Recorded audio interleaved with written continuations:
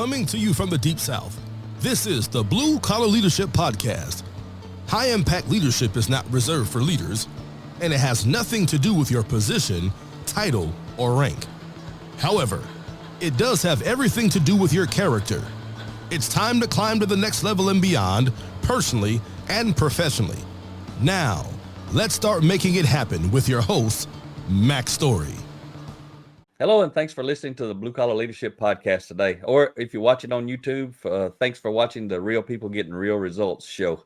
So I got the privilege today of introducing you to a friend of mine. I think a lot of him, and he's doing a lot of things out there in the world, and you're going to learn about those things today. Mr. Greg Crumpton coming to you from Greenville, South Carolina, right, Greg? Yes, sir. Beautiful Greenville today. Proud to be with you today, Mac. It's always good to connect with you one-on-one. You know, I follow along with what you're doing, but then to bring it back in person is always really nice. So good to see you. Yeah, thank you for investing your time with us. We don't spend time with anybody. We invest time with a lot of people, though, and that's what we're doing with you today. And thank you for making that time in your schedule. So the way I always start off the show, anybody who's been following the Real People Getting Real Results show since I started it knows I only feature people that I know somehow, directly or indirectly, and I know you both ways, I think.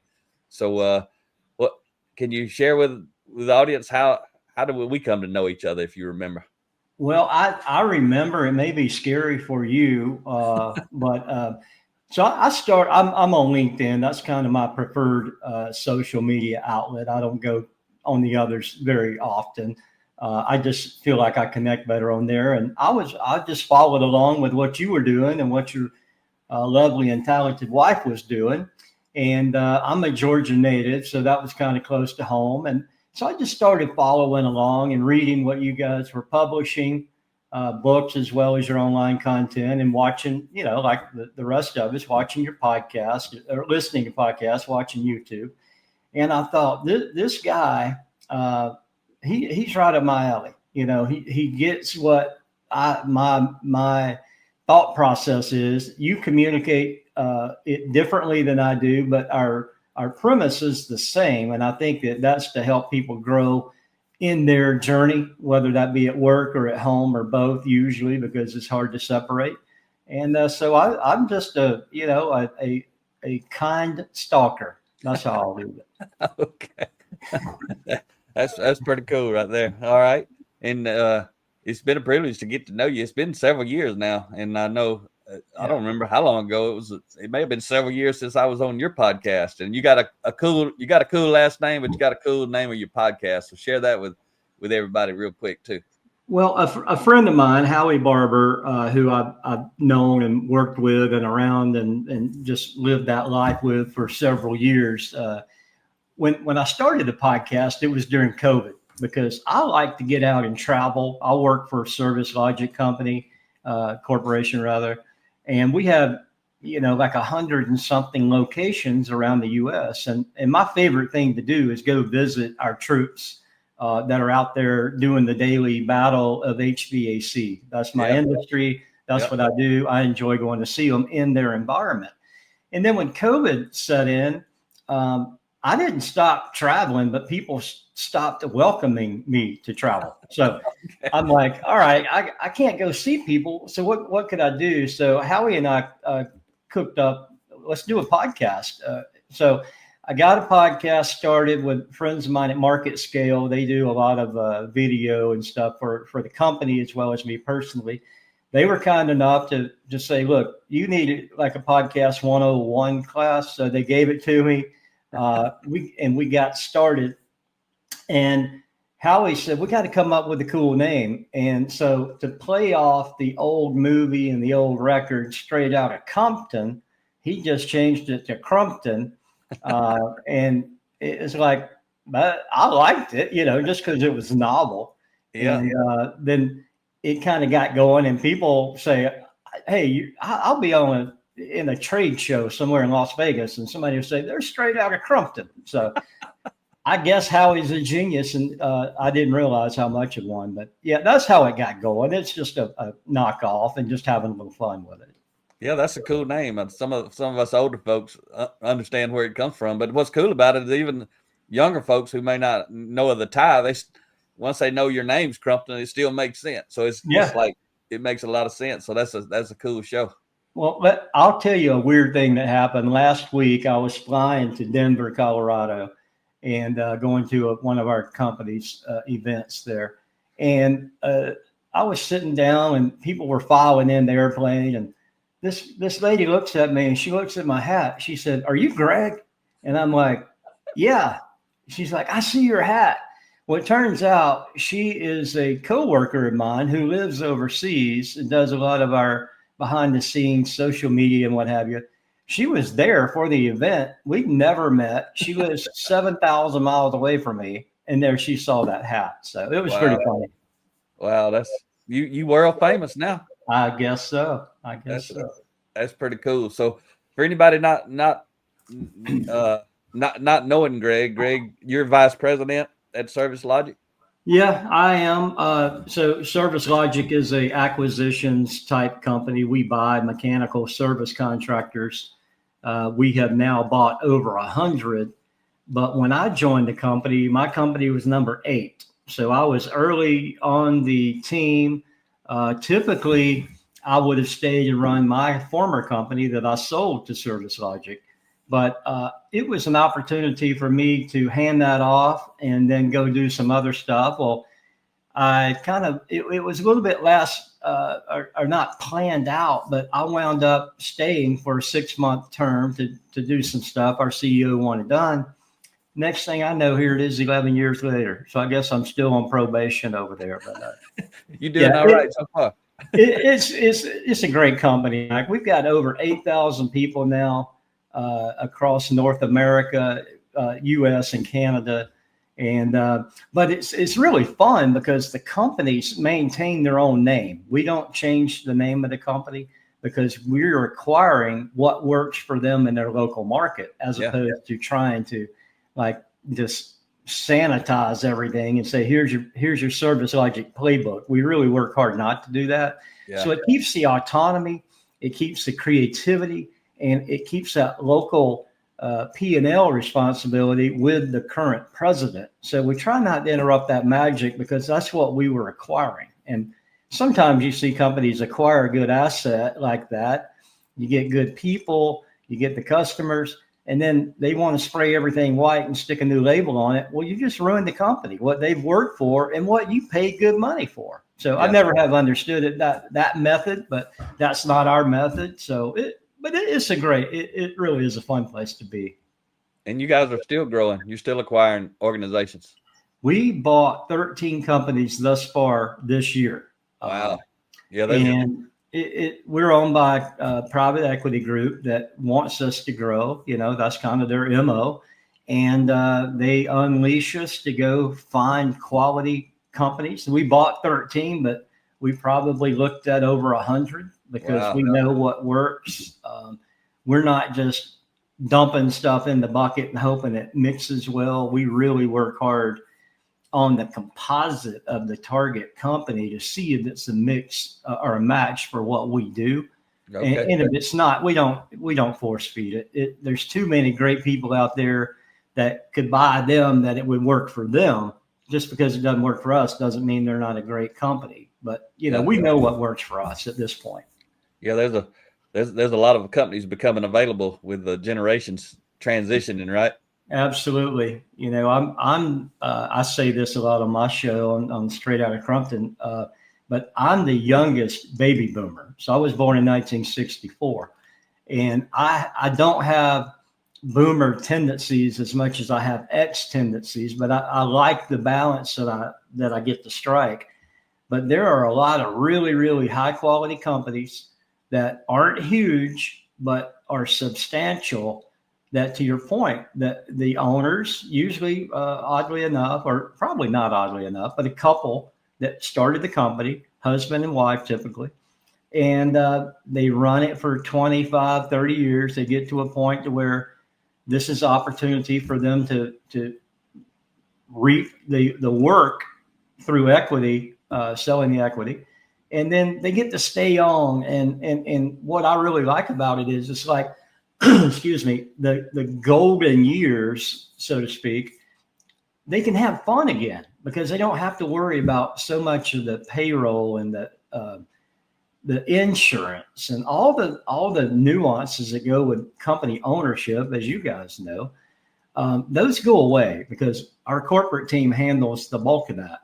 And then, guys like me, when we sell, we get to go, hey, this is fun again. So you get to get out and go see your customers. Oh, yeah.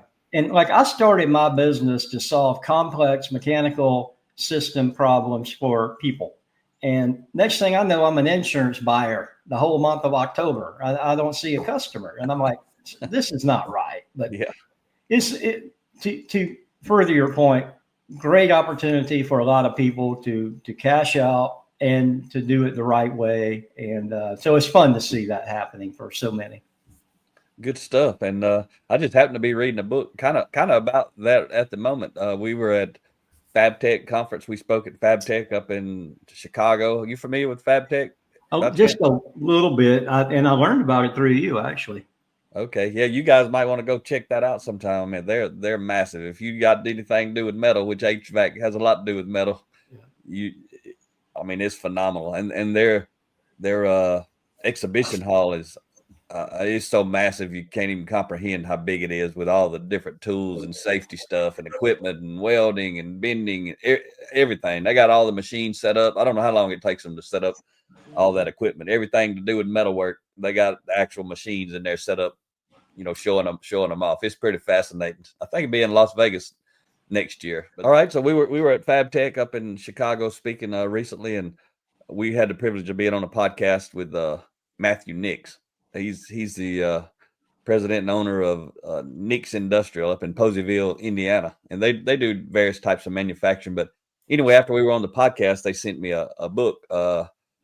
Forging Ahead's the name of it, and an author, not Matthew didn't write it. Someone else wrote it, that writes, but they did a phenomenal job. I'm almost finished with it, but Matthew's company was he's the 5th generation leading that company, and it was just a small weld shop before, and through all the other generations. But when Matthew came on board and actually, I guess a majority owner, he started growing and expanding, and that's what he's doing now. He's acquiring other companies and doing all kinds of things. So it's pretty neat that you're talking about this, and I'm reading the book about it at the moment. But it's a great book. Just it's interesting to me to read it and hear their story.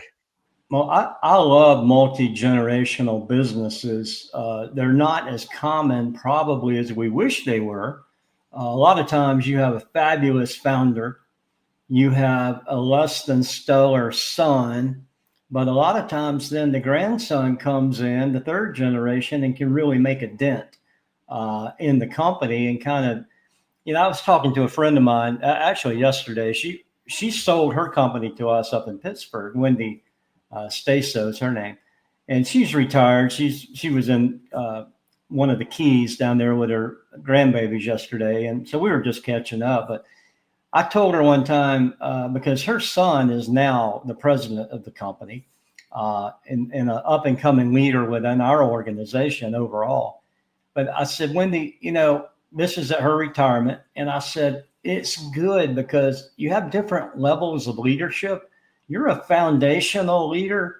Jonathan is now the growth leader. So what you built is like a launch pad for what he's about to be able to go ignite, based on that hard work and those deep relationships and foundations that you built. And I don't know how much it helped her. I hope it gave her some clarity, because she was sad to leave, obviously. Yeah. She wanted to see him do well. And but I really think about that there's different steps in managing folks / you better learn how to lead folks and quit managing, where you can really take off. And it's been fun watching that family do it. And then you mentioned Chicago and the trade show. Was that at McCormick Place? Yeah, it's just such a massive place. And it was completely full. Our industry, our Super Bowl event's called AHR ASHRAE. And McCormick is one of the spots, Vegas, and then Atlanta's the other. And they rotate it. But every time I go to McCormick, it seems bigger than the other venues. I don't know whether it is or not, but I think because when I was an up and coming aspiring leader, my boss allowed me to go to that show when I was probably not quite ready, but almost ready to start thinking about what's next career-wise. Yeah. And I remember walking through there, growing up out in Conyers, Georgia, thinking, wow, this is a building. But it's always fun to go back there and kind of relive that mentally. Yeah, it's huge. FabTech fills up all 3 floors or 4 floors, how many it has. And then there's another building out that you have to leave the main building and go to another massive building. They fill that thing up too. It's incredible. Crazy. Well, I'll definitely check that out, and I'm going to make a note for that book. It sounds like a great read, so I appreciate it. Forging Ahead, it's very well written. And what's cool, Matthew talks about in there is his company's he considers it. I think he started in 1902, but he says basically he took over a 100-year startup. There's a lot of that. The company that I grew up in the Atlanta market, was founded in, I want to say, 1945, post-war, and they started as a tire recycling company. They were recycling tires and selling them to Fort McPherson there in East Point, Georgia, for the military. Yeah. And that evolved into a refrigerator appliance store after the war quit. They didn't need to sell as many tires, but people were beginning to appreciate refrigerators in their house. Then the refrigerator broke down, so they had to have a guy to go out and fix it. And next thing you know, they're now over a $500 million mechanical company based in Atlanta, based on that founder's vision of serving. He didn't know what he needed to serve all the time. At first it was tires, then it was home appliances, and then it was full-blown mechanical. But that foundation that he built, Mr. McKinney, was strong. He hired my dad in 1967. And oddly enough, I still have an uncle that works there. And I was talking to him the other day, it's my mom's brother. When he retires in the next year or so, it will be the first time since 1967 that we didn't have a family member working at that company. Wow. You're talking about McKinney's? Yeah. Yeah, we spoke for them right after COVID. We were supposed to speak in person, but we ended up having to do it through video at that time. Yeah, they're a big outfit.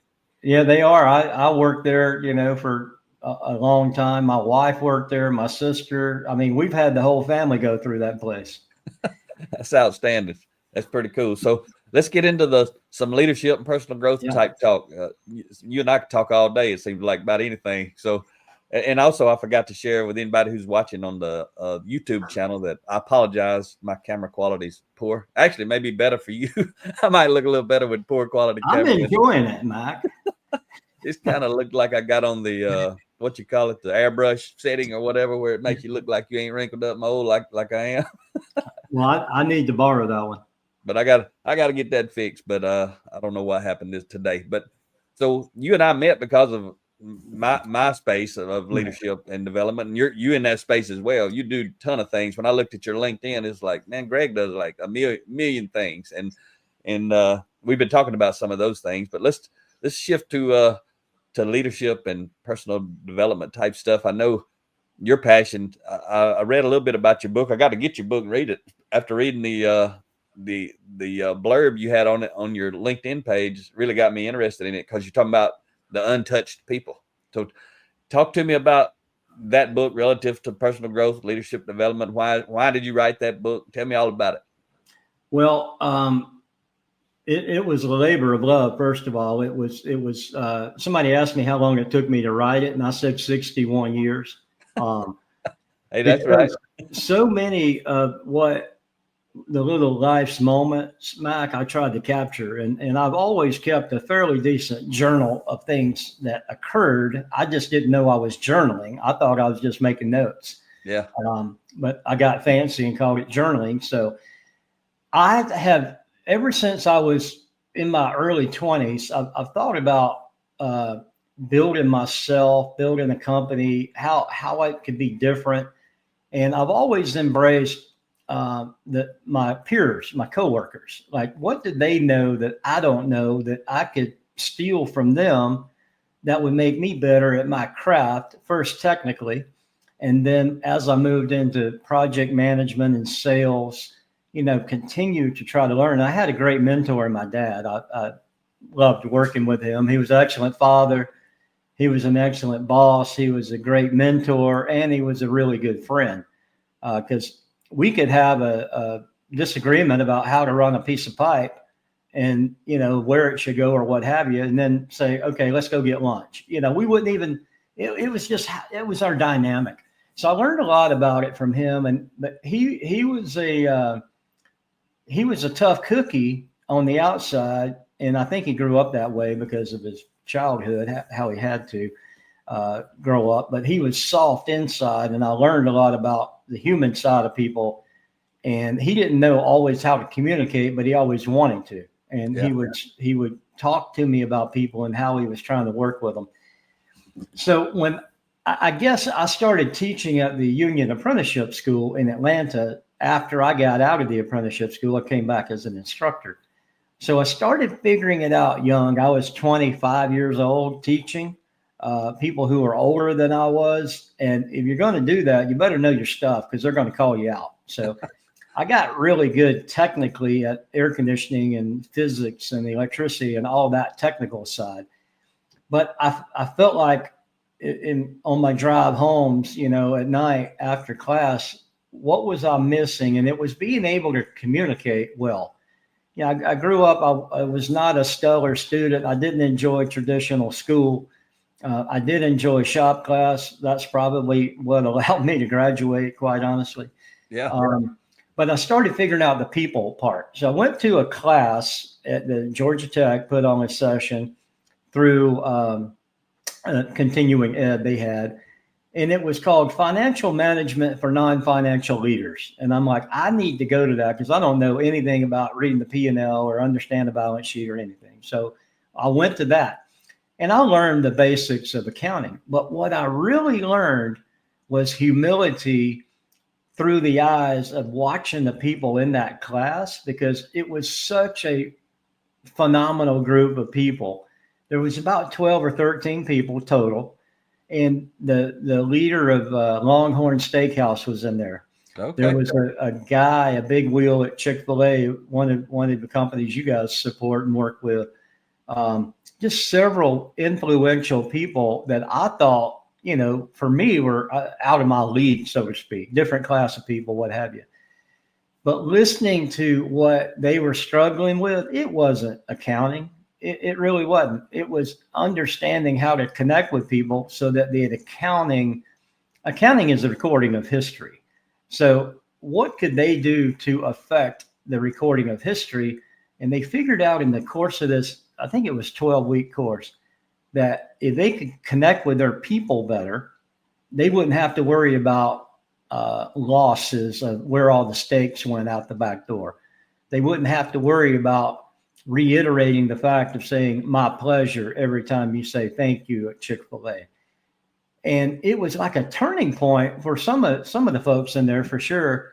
I'm assuming based on what they said, but it was darn sure a turning point for me, that if I needed to have a desired outcome, I needed to rewire how I thought about it. And it wasn't just X's and O's like you see the basketball guy, coach drawing on the sideline. Yep. It was interacting with the players.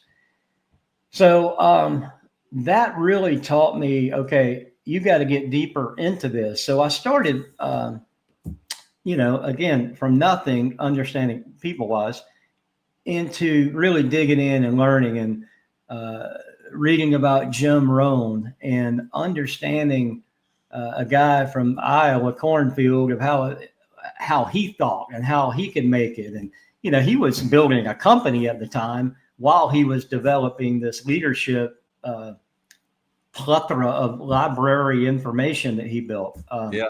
So that was kind of cool to learn. And then I started reading Price Pritchett, a guy out of Dallas, Texas, and just connecting with people. And these are old school thinkers.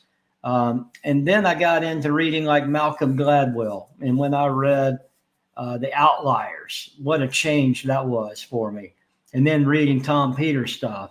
And when he came out, I remember so well, Mac. I was in an airport going somewhere to a training class, technical training, and there was a magazine that was front and center at the newsstand called Fast Company. It was volume 1, edition 1, and Tom Peters was in that magazine.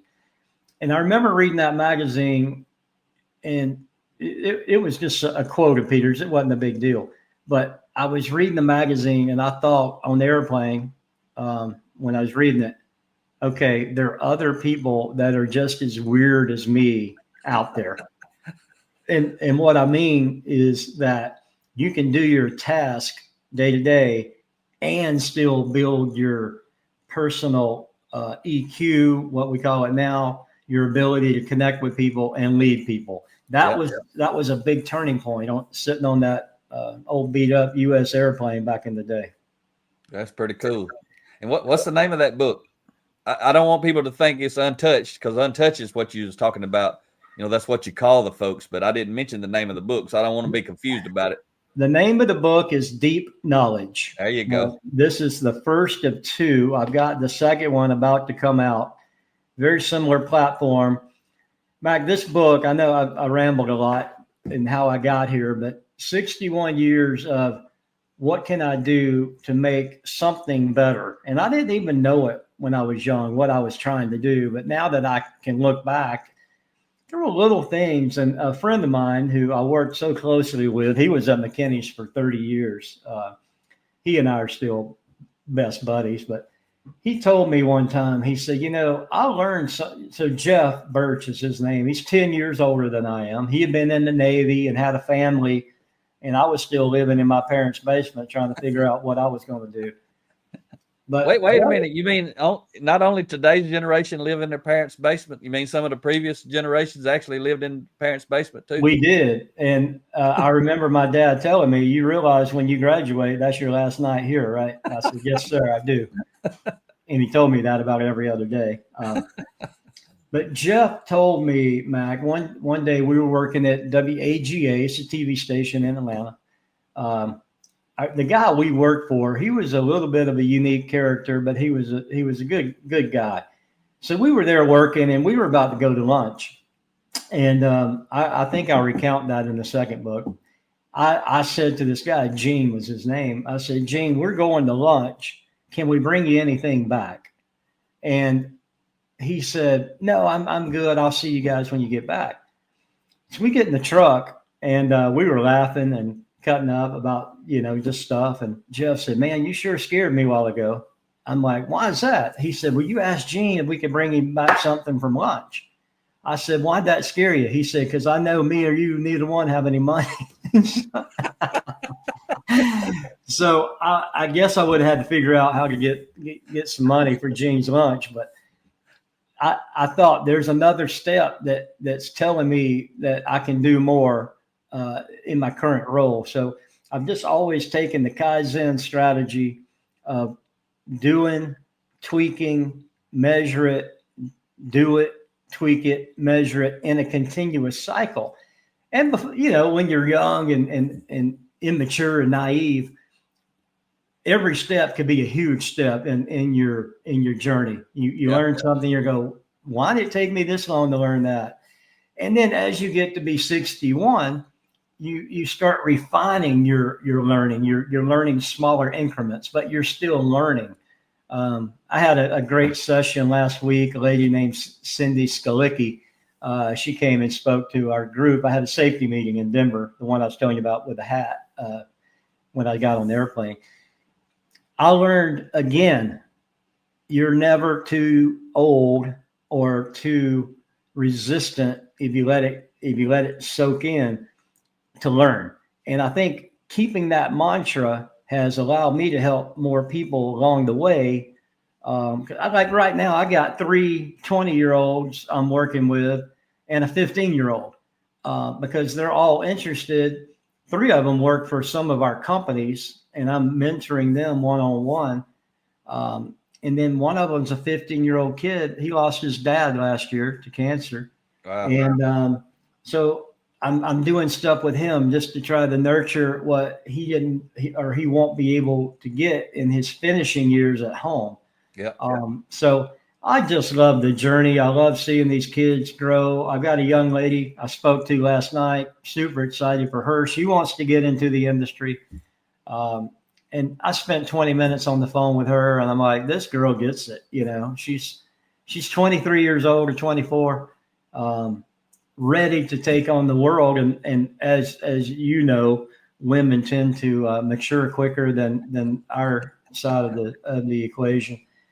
She's ready, and I can't wait to get her going. So that's what I do, man. I just do that stuff naturally now. I don't even think about it. I embrace. I want to bring, and I do concentrate on my industry because that's where I spend most of my time. And we always hear about the skilled trade shortage. Well, if everybody that's my age or younger or older would open their arms and get two youngsters one under each arm and walk them through and get them started, we wouldn't have a trade shortage. That's what I believe. Yeah. Talking about that, I saw someone on LinkedIn recently was posting. They posted something about, a shortage. And then I think they were in manufacturing, and that's my background, manufacturing. And they were talking about just asking for ideas, what they could do. And one of the things I told them, I don't know if anybody will ever do it, but they all should do it, is have a tour, have the public come through and let them see what's inside the doors. Most of them have the big gate up and the fence closed and a guard at the gate, and nobody, unless you work there, you don't get to go in and even see what they do. And whenever I read that, I was just thinking back to my years. Early on, we had like family days once a year. It's been a long, long time ago. That was in the probably late 80s, early 90s that we did that, but we stopped doing it even back then. But I mean, I was just frontline entry level employee, so I didn't have anything to do with the decision making part of that. But I always thought it was neat. But they would have family day, and we did all kind of stuff. They had the Dunkin' booth and cookout and all that outside in the field, out beyond the doors. But they also had the doors open, and we had it cleaned up and squared away and safety tape and stuff like that. And anybody could walk their family through and give them a tour of the facility and show them what they're doing. But I think companies, they should, once or twice a year, they should open it to the public. At a minimum, do it maybe to the high school students. And while they're doing that, include it open to the public. Anybody in any industry and at any age could come through and actually do tours while it's actually operating, so they could see the work the folks are doing and talk to some of the people, let them hear about the work they do. There's nothing like watching a 7-axial CNC machine make something. Oh yeah. It's incredible. Now you said something that's funny, because that's the cleanest the shop got every year too. So it was a good way to make sure the shop got clean.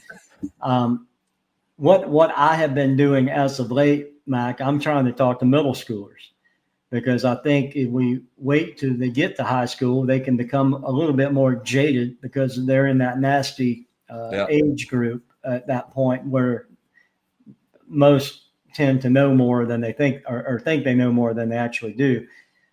I had a chance to talk to a 6th grade class not too long ago, and I picked my iPhone up, and I'm going back to where you were with this.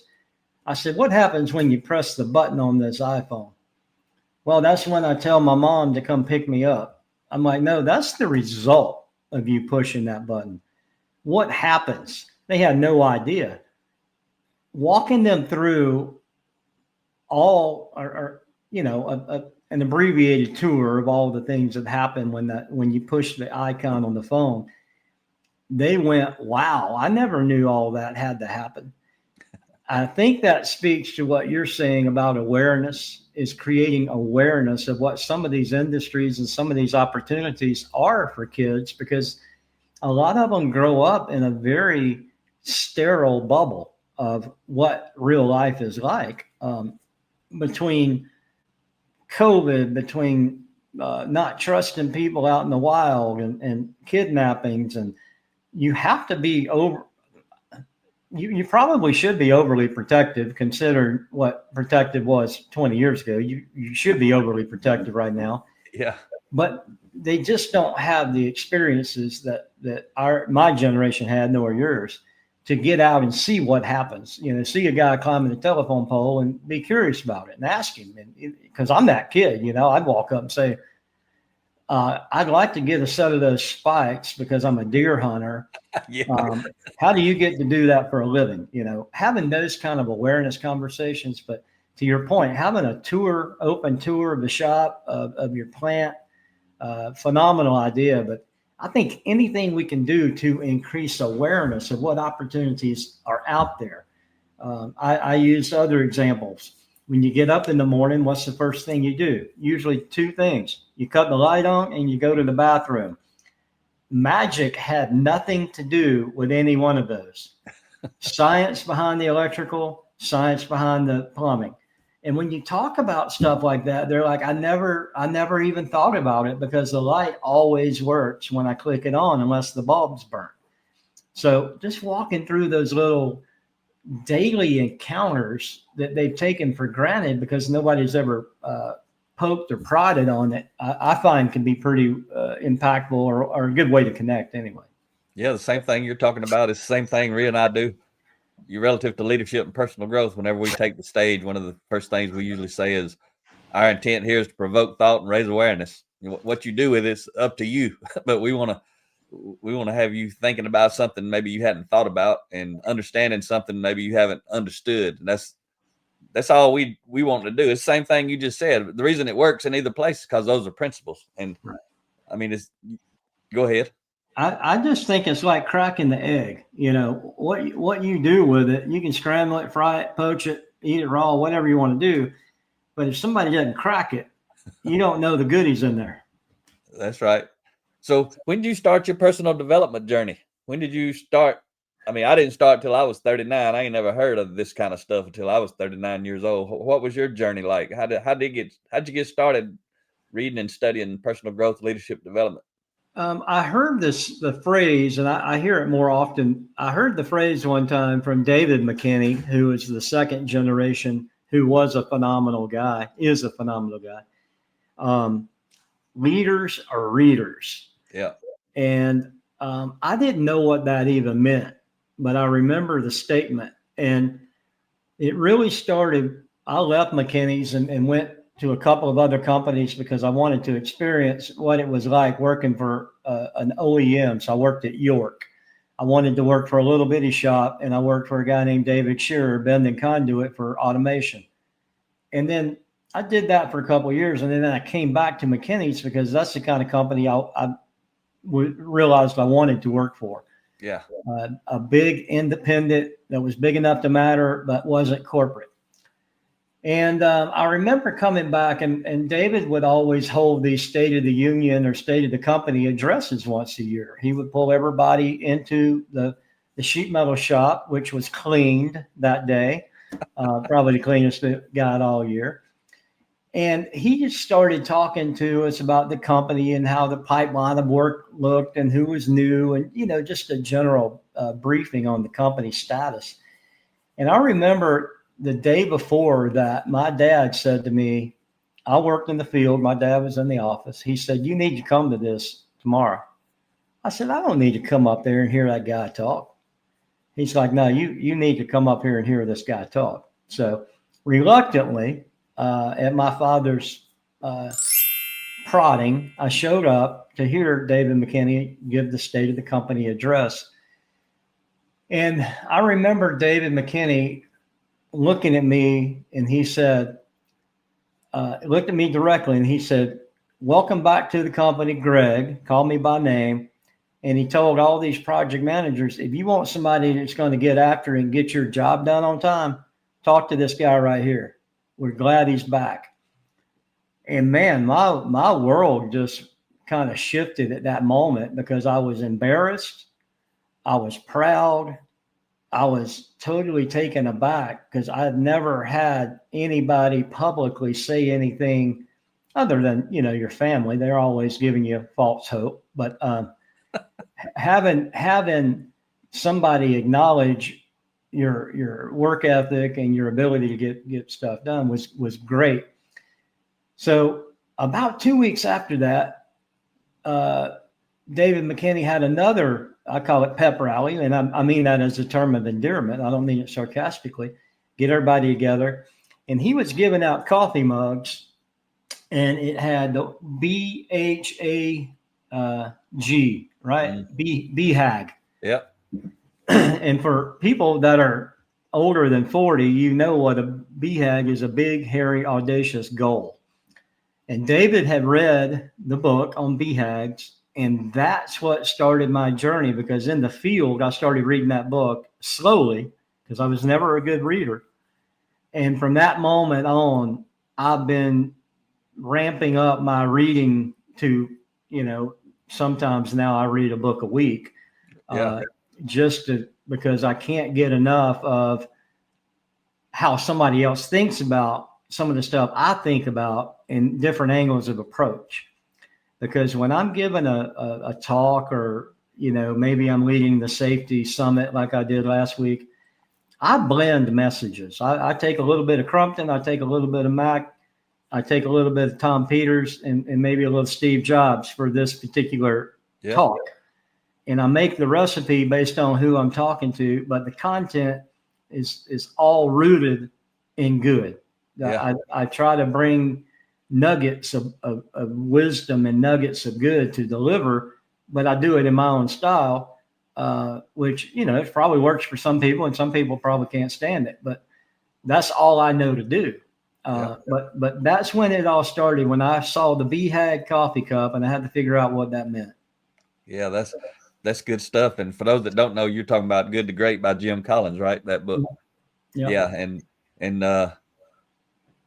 just listen to your last little bit of words there. This segment, I was thinking about, I know you've heard it, but so many people let knowing prevent them from learning, right? So many people, they think they know, so they don't learn. That's why a lot of people don't read. They think they already know. But the people who read the most know how much they don't know the most. People like you and me and Rhea, John Maxwell, Stephen Covey, all these people, books that we're reading, those people usually are reading books nonstop, because they've actually pushed past the point of thinking they know everything to realize they don't know very much at all when you look at the massive amount of knowledge there is. Well, that's the final step of learning, isn't it? Where the first step is you think you know it all, or no. The first step is you know nothing, and then you think you know it all, and then you realize you don't know nothing. So I've completed the cycle. I don't know anything, and that's why when I look at your backdrop and see all of your library of books, and I look over here in my closet and I see mine, and there's so much information that, and it's not all right, or it's not all accurate, and it's not all true. Yep. But it doesn't matter, because that's one more input to our microprocessor brain that we get to figure out, why did he write that, or why did she say that? Then you can go down that rabbit hole of human psychology and figure out all these different things. So if you get started learning, it's hard to quit wanting to learn. And the hardest part for me, Mac, right now is making time. Everybody's time crunched, but you have to, and you've heard it, and you probably have said it more than once, you got to block out time to learn. You got to make it on your calendar, or put it on your calendar and make it a priority. If you don't, you'll never get to it. One of my tenets of running my company, we had a one pager of bullet points that we tried to run the company based off. And it said, if you don't write it down, you're not going to do it, because it could easily slip off your mind, or there's something unique about writing. And I'm a writer. I've got a notebook and an old mechanical pencil. If I write it, something in my brain just gave me the, you got to go do that now, son. You can't talk about that anymore. You got to go execute. So I think that's good for me. My style is, I have a desire to have high accountability for what I commit to doing. And that can be tough. That. The hardest thing in the world to say is no for some people. Yeah. And if you want to, you really have to balance being a pleaser versus a doer. And I'm both. I want to make people happy by doing for them, but I'm also learning to be stingy enough to say, no, I've got to have that time for what I need to do. And, my wife and I, we have a great relationship, and we're able to talk about this kind of stuff. And it's fun when I can say now at this point that I've gotten to, I won't say matured yet, but working towards maturity.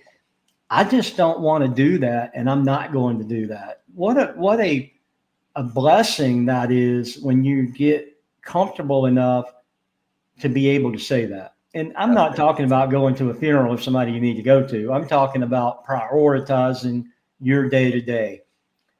Do I stay and write an article like I did yesterday for a guy I committed to writing an article for? Or do I go play pickleball at the church with a bunch of people that are worse than I am? And that's saying something. It's all about my deceased mother said, people make time to do what's important. And for me, that begins with writing it down and committing to it.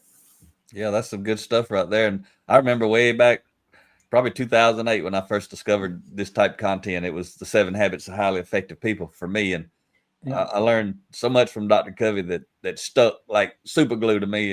And one of the things he talked about early on that made me think a lot, just like you're talking about, he said it pretty simply for me at that time was, how do you say no? You got to have a stronger yes burning on the inside. And a lot of people don't have a stronger yes. So they just say yes to everything. And then they end up doing nothing really meaningful because they're doing, whatever pops up. I remember that in my journey of, as I was working my way up through different levels of positions, people would always, I'd just do whatever the boss wanted me to do because I could do it. I'd figure out how to do it and make it happen. And whatever path they wanted me to go down, that's the path that I went down because it didn't matter until I got into lean. And then it's like, I don't want to do nothing else but this. And if I can't do this, I don't want to work here anymore. And they wanted me to become a plant manager. So they were setting me up I was a lean manager, and then they wanted me to be the quality manager too. And then they wanted me to learn other stuff so I could be positioned to be a plant manager.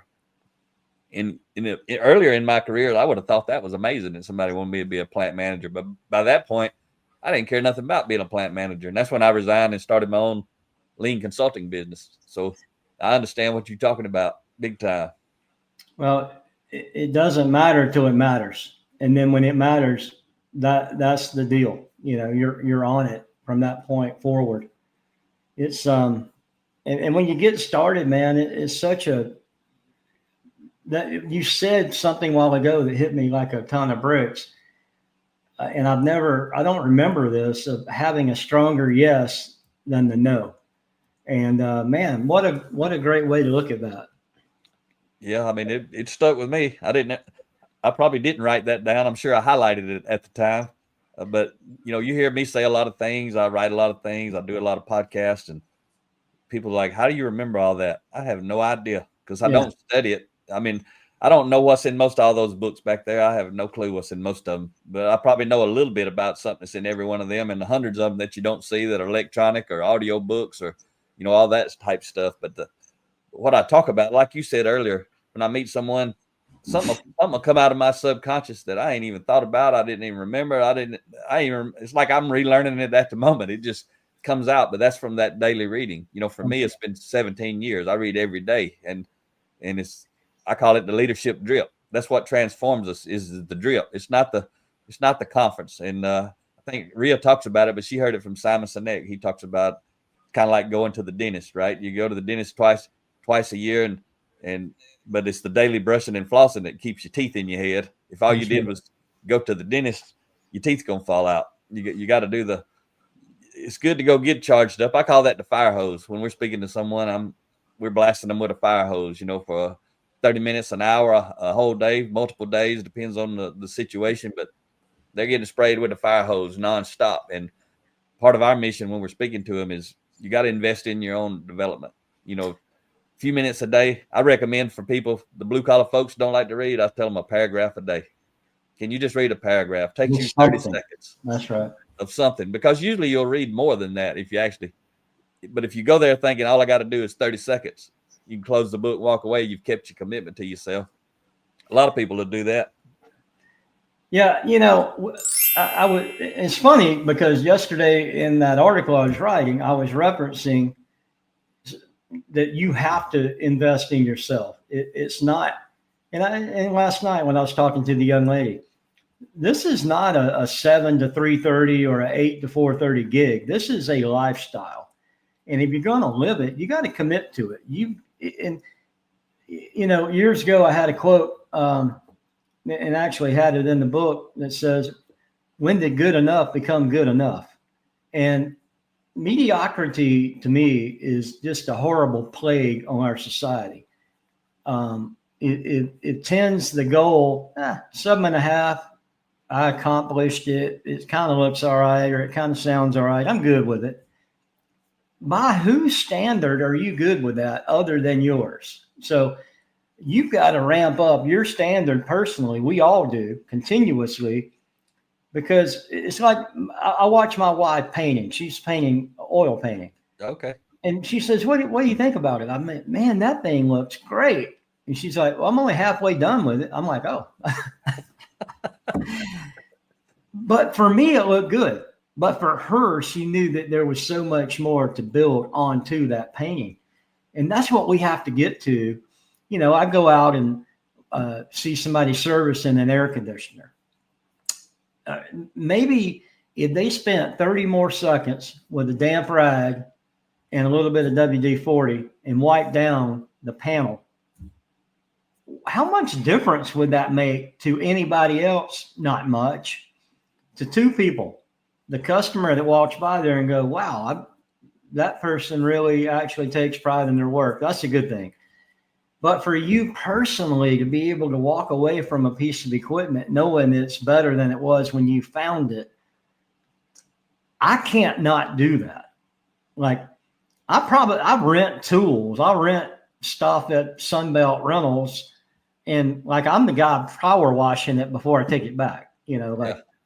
Just because that's my dad baked that into our brains of doing one more step, and that's part of our tenets to the company. One more step in everything you do. If 9 steps are required, go ahead on the 10th one. And I've heard the quote so many times: "Go the extra mile." It's not very crowded. Yeah. So I could do this stuff, Mac. I love it. I love the concept of it. I want to energize people to get out and find that fire. What stokes them internally? Maybe they're I don't know. Maybe they're an attorney and they need to be the best person at the practice on cases won, or whatever metric you use individually. How do you ramp that up and ramp it up to a point of being better than you were yesterday? That's always my goal. And I've got, my Kaizen tattoo I've showed you before. Yeah. That's what I really believe in. And I wear that with pride, because when I look at it, I know I'm not through. Yep. Yeah.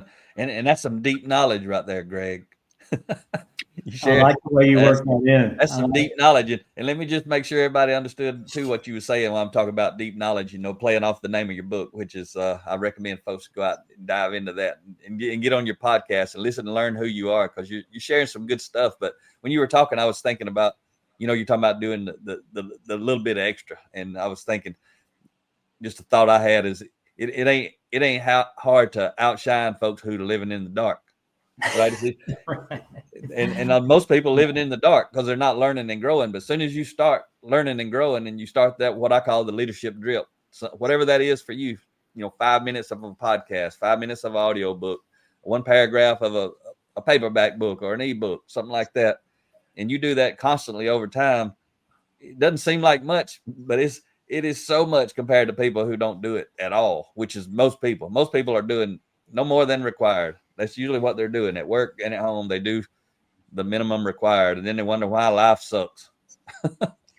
Well, what I find really fascinating is when you challenge people to read something, or, prepare for a class coming up or whatever, you always hear, I don't have enough time. And then you catch them off guard and you say, well, hey, who won the Voice championship on last night? Oh, well, Bob won. Okay, you got time to watch that silliness and you ain't got time to read a chapter.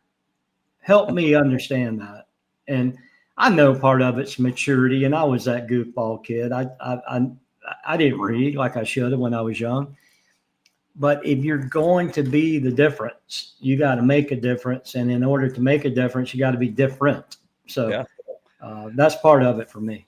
I'm gonna share, make sure I get it right. I'm gonna look at it real quick because what you were just talking about the TV and then earlier you talked about Jim Rohn. I shared a quote today on LinkedIn, Facebook, all my social media, and it's a quote from him. He says, "Owning a TV is cheap. Watching it is what's really expensive." Boom. And think about how many years ago Jim wrote that and how media has changed since then and how it's infiltrated every nuance of life. I mean, you go to the grocery store, there's a screen blasting at you on a message of what I'm trying to just swipe my credit card and I got 9 different options of what I need to do. And I'm like, just let me out. I just want to hit yes. And I'm agreeing to the $14.77 for this box of cereal, whatever it may be. Makes you want to pay cash so you don't have to leave a tip for the person standing at the counter handing you something.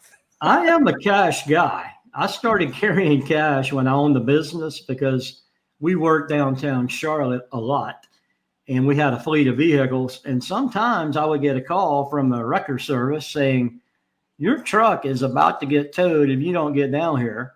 And it was half the price if you paid them to drop it versus what it was to drag it to the impound yard. So I learned that Ben Franklin went a long way downtown Charlotte. That's a whole other story. All right. So we usually keep these things around an hour. They can go longer, they can go shorter. But anything you wish I would have asked you or something you wish you would have talked about already? And don't worry about the time limit. But if there is nothing, we'll start wrapping it up. If you got plenty more, we can keep on trucking. Mac, I feel like that we could probably reserve 3 more days to do it. But in the essence of respecting people's time, I've just really enjoyed getting to talk to you. It's cathartic to get to talk about what burns deep inside for me, because I want people to be excited about their careers and their families. I've got a good life. I want to make it better, but I want to help somebody that you said it a while ago, life sucks. I'd love to help you get unsucked, if that's even a word, of working with people. And I don't do it professionally yet. Maybe when I get older, I will. I don't know. But I want to help people get out of their rut or get them going or get them re-going or help them finish out strong if they're at the tail end of their career. What can they do? And I think mentoring can be an overly used word these days, but coaching and counseling people, listening to people, having a cup of coffee with people in real life. Yeah. And I said this week to someone, the further we develop as an AI-driven world, the more meaningful a one-on-one cup of coffee is. And I really believe that. And Absolutely. I feel like there's a resurgence of people that want human connection. Yeah, I think that's what's happening too. And for people who are in our space, the younger folks really have an opportunity. If you truly start reading and learning, you're gonna stand out, because unfortunately most people are not going to learn at the level like a lot of people can do what I'm doing and pretend to know. Like same thing as you, they can pretend to know what you know, they can pretend to know what I know, but I really know and you really know. But I was playing around. I could take one of my quotes and say, make me a 1,000-word article out of one quote of mine. And just like that, somebody could do it. Somebody could download my book or your book, take a copy a couple of pages, a couple of paragraphs from each chapter and say, write me a book on it. And they can have it like instantly and put their name on it like they wrote it. And it's just, I mentor a lot of young folks who are coming up like me and you, really is absorbing this stuff. And I tell them, don't stop. Don't let AI shortcut what you've been doing. Keep doing it, because as time passes, you're going to become more and more valuable, because when you walk in a room and know it versus you can put it down and you know what'll soon to be, you can do videos with your own voice and your own face, and nobody's going to be able to tell that it's fake, or you can write something or do an audio. I said, when you walk in the room and actually know it, you're going to become highly, highly valuable. Or you can go to lunch after, somebody asks you a question, you actually know the answer versus it's all fake. And you're going to be highly sought after by being that person. I referenced that piece I was writing yesterday. I struggled with some of the words, and I'm so glad I did. I didn't take the easy way out. I didn't pull up Grok and say, rewrite this. I struggled through it, from it sounding really crappy to the finished product sounding, fairly good. But I did that based on what is up here and right here in my heart, not what Elon Musk Grok tool can do. Now, listen, I'm all for it as a tool. I'm totally for it as a tool. I agree. It's got to be part of the equation, not the equation. A friend of mine who's on my safety team in Denver, he sent me a note yesterday. He said, do you have any information on this particular topic? It was hydrogen fuel cells and how to work around them safely. And I said, Peter, I don't, but let me play around. So I asked Grok that question. If I've got an HVAC technician working in an area with a hydrogen fuel cell, what are the baseline safety metrics? And it gave them to me. So I sent them to him and I said, this is AI created, but it's a start for you. Don't let this be it. Let this be the beginning and then dig in. So that to me is using it as a tool, not as a replacement for Peter taking that draft and making it his own. So that's how I look at it. Yeah, I don't use it for any of my content. I might use it for getting ideas for marketing, like for copy to go on a website or something like that, but not anything I'm writing content wise. I don't touch it because I don't want to. And I don't know if I will or not, but most books written past 22 or 23, I ain't that interested in reading them because I don't know whether, it can be real. It can be AI. It can be real. The stuff's good. I do look at it and read some AI, just see how good it is. And it's really good with leadership or personal growth, but I want to hear from real people who've experienced some stuff, who've transformed, and they know. That's who I want to learn from. So I find myself reading a lot of older books these days, especially.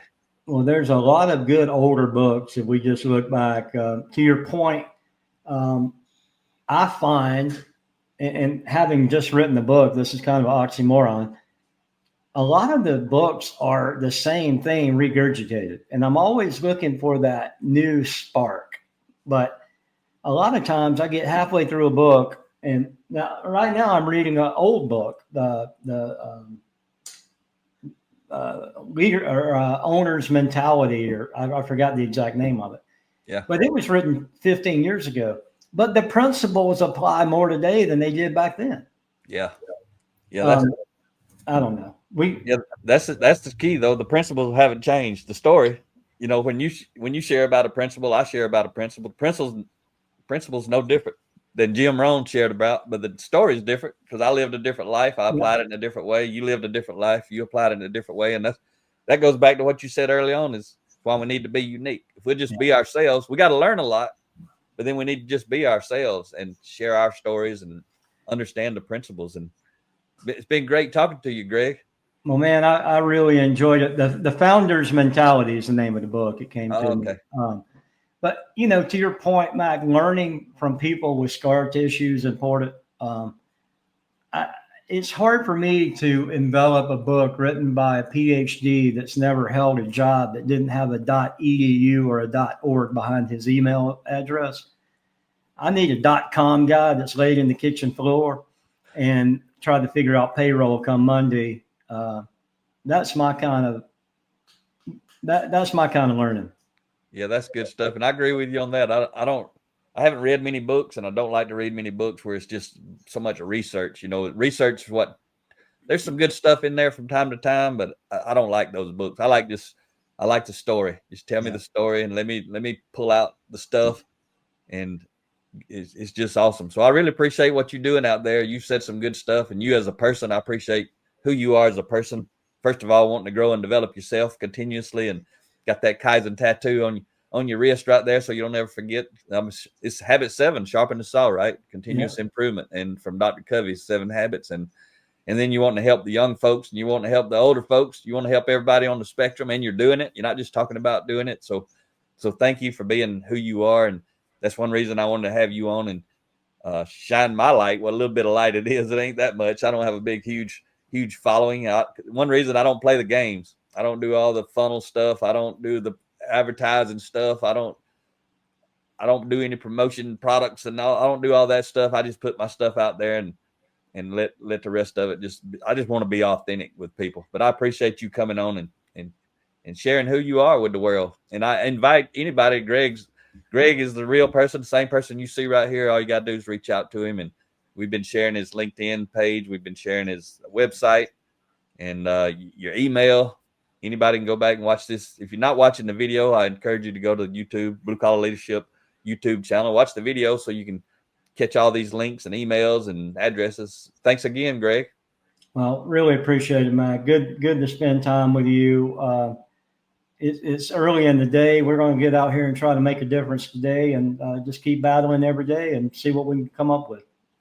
Outstanding, sir. So thank you once again, and we're going to go ahead and wrap it up. And as we've been going through this episode here, I think what's wrong with my camera is I've slowly turned my lights down, and it's so dark that my camera ain't working in 1080 HD.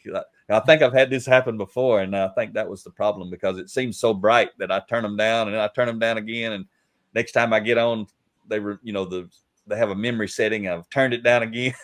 Eventually I drop it so low that the camera won't work in the lower light. So I think that's my problem. But anyway, I apologize to those folks, but I'm looking good over there, Greg. Looking good, buddy. Looking good. Keep it up. All right. Thank you. So, all right, we're going to wrap it up. I hope you enjoyed today's episode. Hope you reach out to Greg, and talk to you next time. Make it happen, or someone else will. It might as well be you. Are you serious about taking your career and your life to the next level and beyond? Check out Mac Story's Blue Collar Leadership series books and others, now available on audio, along with paperback and ebooks at Amazon and Audible.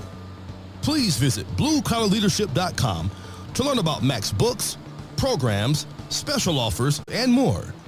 Thank you for listening to the Blue Collar Leadership Podcast.